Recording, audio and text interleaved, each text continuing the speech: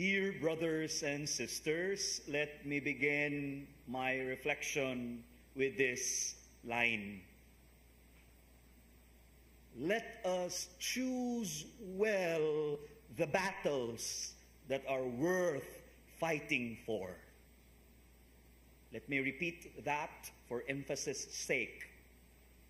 Let us choose well the battles that are worth fighting for. In your life right now, have you chosen well the kind of battle that is worth fighting for? I somehow connect that particular line in the words of the disciples in today's gospel reading ba? Lord, do you want us to call down fire from heaven to consume them? Wow, isuga oy. Wa lang paagiaaning dalana, pero ingon ani na kaisog, kadeterminado nga mangaway. Have we chosen well the kind of battle that is worth fighting for? Kay basin unyag ang nahitabo sa atong kinabuhi karon, because tungod kay pakyas ta sa klase sa pakigbugno nga ato karon nga sinati ba nya, tungod kay pakyas nya ta, sama sa first reading, magmahay-mahay na ta. We might have that kind of attitude of Job, that his mouth is full of cursing. May pag namatay na lang ko, may pang magilabog, pasagdan na lang ko.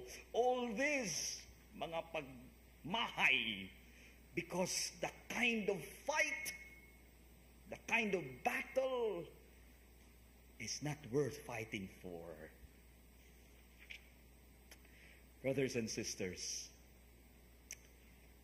at this particular point, I would like to connect the very beautiful invitation that Saint Therese has trying to teach us. The humble way, the simple way, the little way. Kinahanglan gyud ay mangaway kung sa kagamay ra sa rason, asa ka nagsugod ning tanan. Let's try to connect this kind of teaching that Saint Therese is telling us. The humble way, the simple way, the little way. Basig nawa na, o wa na ta kakita ana, because there are a lot of battles in life. Pero naraday gamay kay gipangayo ra gyud unta. And look at Jesus's gesture. Very simple ba ya? Look at that reaction of the disciples. But Jesus simply turned, rebuked them, journeyed to another village. Wa niya palita. Very simple. But there are times in life that we want some battles. We lantugi gyud ta, mangaway gyud ta, kay we want to insist, we want to stand as I am the one who is right. But sometimes wala na kinahanglan na, gamay ra gyud unta, ari na lang mi agis pikas dahan. Or we simply say, okay, thank you for your comment, we take note of that. Be humble.